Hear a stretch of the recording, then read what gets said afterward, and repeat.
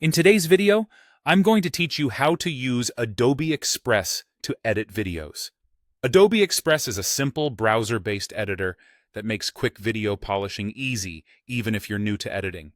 We'll open a project, bring in a clip, make clean trims, add text or music, and finish with a smooth preview. First, open Adobe Express and click Create New. On the web, you'll land on the home dashboard. On mobile, you'll see the main screen. Find the Create New button or plus icon and click it to start a fresh project.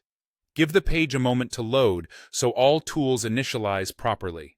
A brief pause here saves time later because everything you need for editing appears once the workspace is fully ready.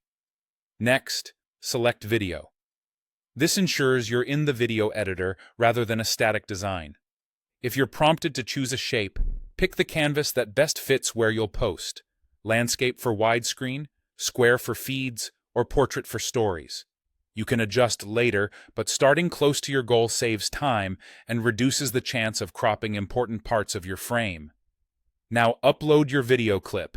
Drag and drop the file into the window, or use the Upload button to browse your device. Common formats like MP4 work well. Let the upload and processing finish before editing. You'll see a progress indicator while Adobe Express prepares your clip.